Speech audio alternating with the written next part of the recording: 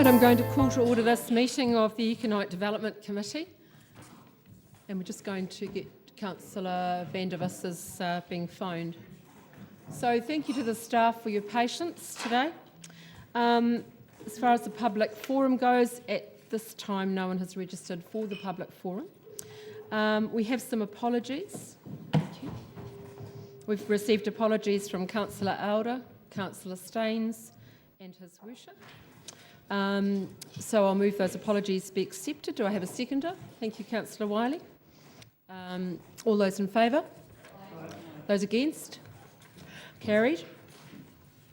The confirmation of the agenda. So I'll move that we confirm the agenda with the following alteration in regard to Standing Order 2.1, Option C, to be adopted in relation to moving and seconding and speaking to amendments. Do I have a seconder? Thank you, Councillor O'Malley. All those in favour? All those against? Carried. Declaration of interest. Do we have any additions to the register? Those as noted, so I'll move that we amend the proposed management plan for elected members' interests. Do I have a seconder? Thank you, Councillor Wiley, and I'll put the motion. All those in favour? Those against? Carried. So turning to Part A reports.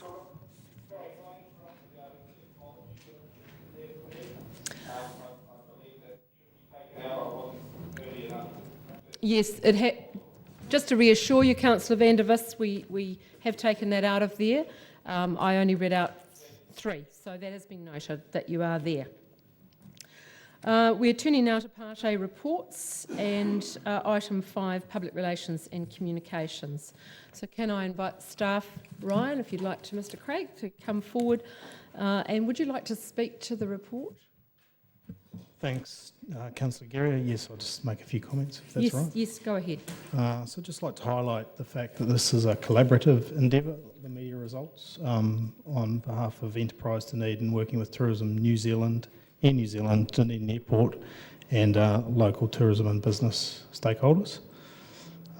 We leverage, as well as our consumer campaigns, Dunedin events and our key economic development messages of visit, study, work, invest and live with a lot of these articles. It's across a selection of media, including traditional and contemporary channels. We've got a good spread over our key markets. The New Zealand and Australian results are heavily weighted to Enterprise Dunedin's efforts, and the international results are weighted towards Tourism New Zealand's efforts with us. We have an approximate audience reach of 780 million for the year ended June 17. This is creeping up towards 800 million as we're still getting results in from the US, Canada, UK and India.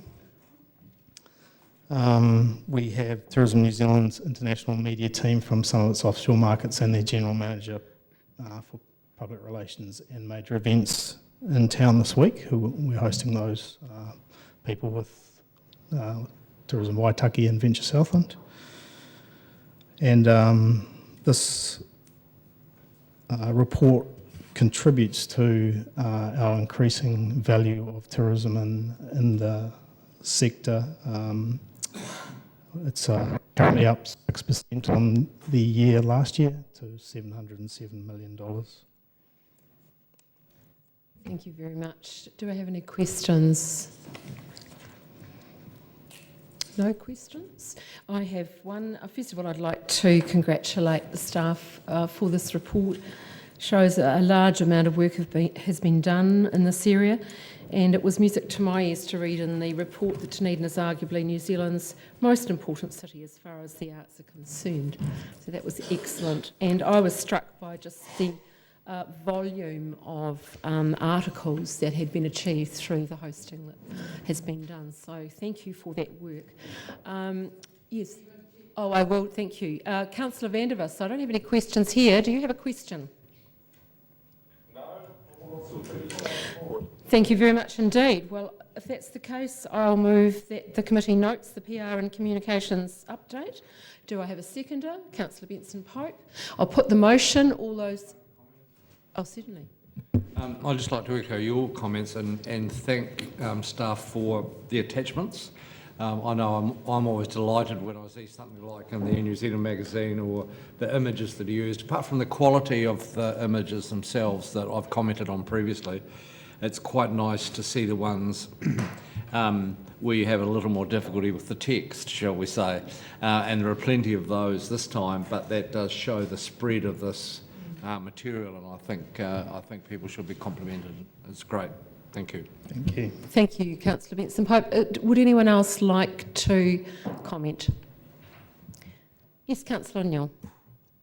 Yeah. Thank you, Madam Chair. I'd just like to reiterate that, at the risk of singing everyone's song, the Kia ora article was absolutely fantastic, and there's a wonderful vibe out there, and you've got a very hard to quantify job, and I think what we do and what we see is just one way of doing that. But you're doing a great job out there, and thank you very much. Councillor Newell, is there anyone else who would like to comment? If that's the case, I'll put the motion that we note the PR and communications update, and all those in favour? Aye. Anyone against? No? Carried. Excellent. Thank you very much for your report. So we turn to item 6, and if staff would like to come to the table. And councillors will recall that we had a workshop on this topic this morning. Very extensive and worthwhile workshop. Would you like to make any comments around the report before I ask for questions? Just thank you very briefly, Councillor Gowrie.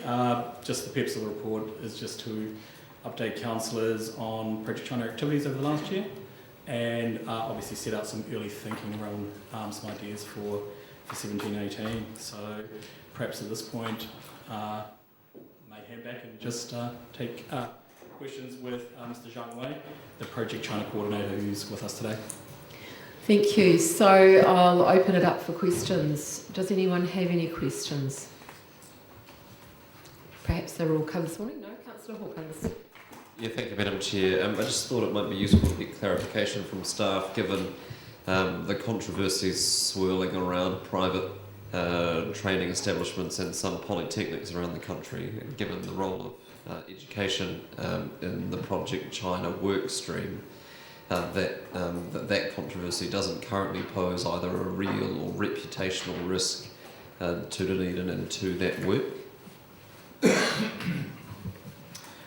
Thank you. Look, we're aware of this issue, and we're monitoring it very, very closely.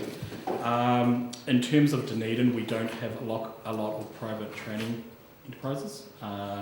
So we have an advisory group, a Study Dunedin advisory group, which brings in the university, the polytechnic, and schools. We're aware of the issue. We don't believe there's one for Dunedin, but something that we're certainly monitoring and keeping a close eye on. Any other questions? Councillor Vanderwas, do you have a question? No, all good. But I just want to also mention, as Councillor mentioned, that I'm very impressed with the standard of photography. It seems to have improved massively in the last few years. Excellent, thank you. I don't think that was a question, more of a comment. Any further questions? Councillor O'Malley. Thanks very much for the report, and just to follow up from sort of the presentation we had earlier on today about how this is going. And one of the things that I noted then and ask again now is the intergovernmental exchanges are working extremely well, and then for that to convert into a business outcome, it will have to go down on both sides so below the government on both sides of the border. What kind of efforts are we doing in China to identify businesses that businesses from Dunedin can start to interact with there? We agree. We are there as a city to, in effect, open the doors for those relationships and those business-to-business relationships. There is some good examples of businesses in China working very well with businesses within Dunedin. One of them is the education tourism market within Tsinghua, and this is a model that we'd like to expand out to other sectors again as well. While we open these doors, we still need to make an assurance roll over time to make sure that the businesses are operating well here within Dunedin and also in China. But this is something that we're continuing to push out over the next 12 months. If I can just note too that we work in closely with the Chamber of Commerce in terms of dropping down to that level of business-to-business transactions, so we're very mindful of the role that they play in facilitating that as well. Any other further questions around the table? Yes, I've just got a question before we do move. Thank you. I'll just park that for a moment.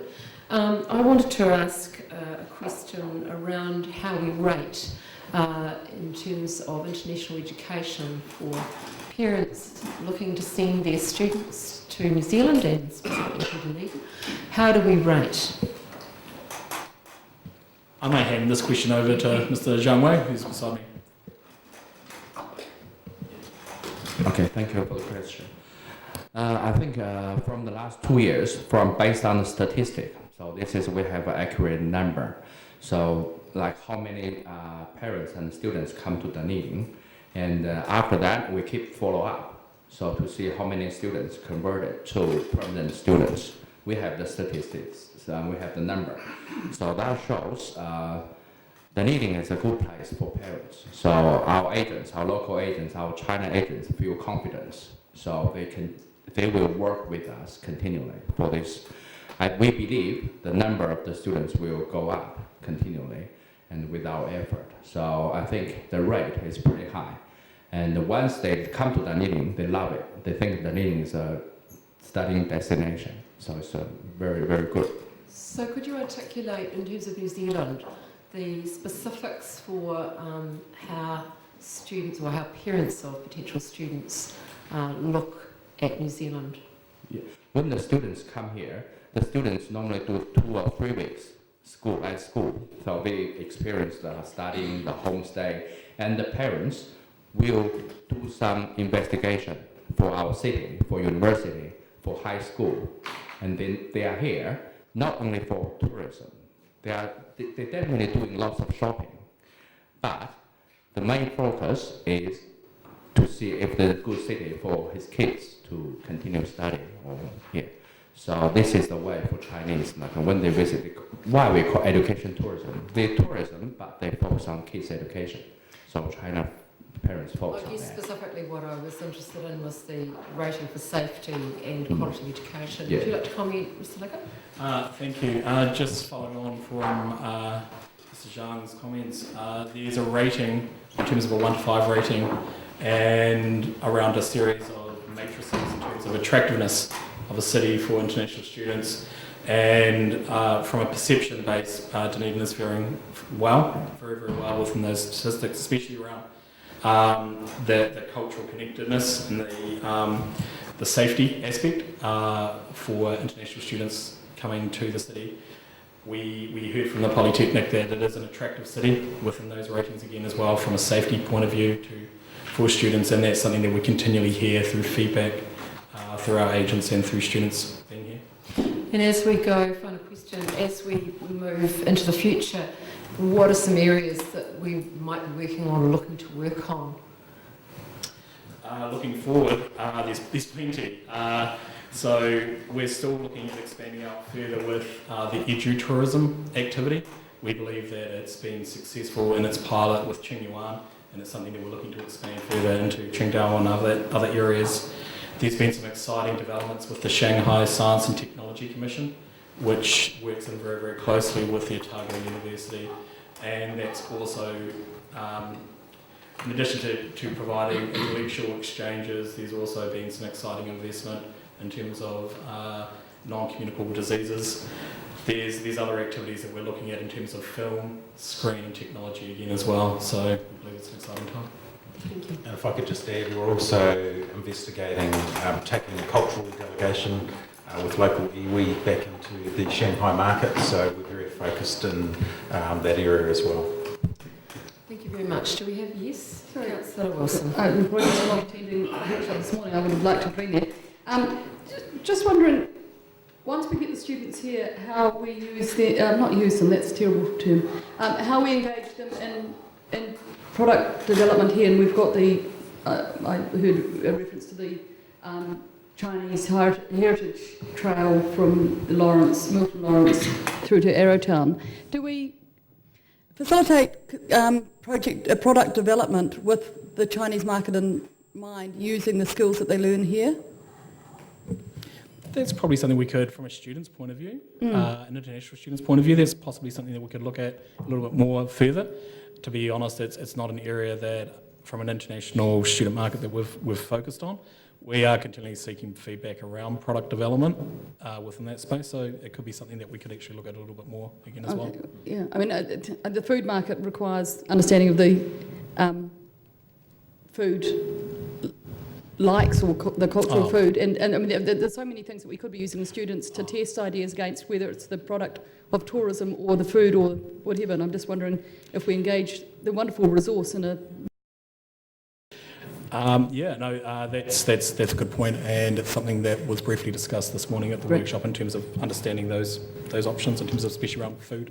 Thank you. I could just add to that we do have local companies that engage really well with the university and Polytech, particularly around food product. So they do have that level of engagement, but it can always be better. Thank you. Any further questions? So I'm going to ask for, I think we had a seconder. I'm going to move the motion. Councillor Wiley, were you indicating that you would second the motion? Thank you very much. So that notes the 2016-17 Project China report and proposed 2017-18 priorities. Before I put it, is there anyone that would like to comment? Councillor Vandervis.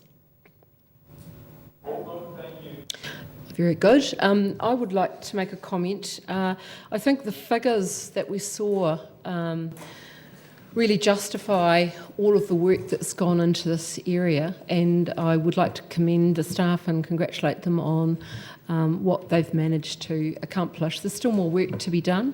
Some of the things we talked about this morning were quality assurance around hosting international students. I was extremely struck recently when I welcomed and farewelled the Shanghai Mayoral Scholarship recipients, and was fascinated to learn that most of them would like to come back here to go to university. So they had a wonderful experience, and clearly the quality of hosting was exceptional.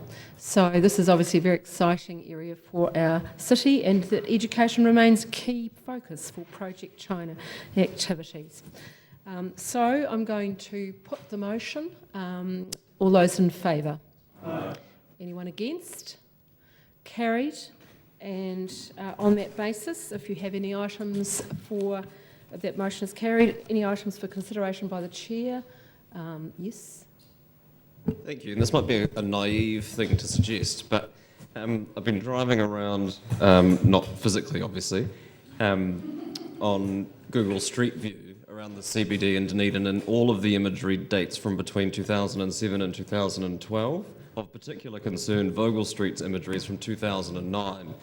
And given the increasing role that it plays in people researching destinations and the vast sums of public money from developers and local businesses, and to a smaller degree the council and amenity improvements, it would be good to be able to showcase that. So I don't know if you can put in requests for that sort of stuff to get updated, but it would be good to look into how we could try and facilitate that if possible. Thank you. That's a good point, and I think Mr. Pickford's just received an email to look at that, so we may be able to provide a pretty quick solution. Thank you very much, Mr. Christie. Any other items for consideration by the Chair? In that case, I'll declare the meeting closed. Thank you for your attendance.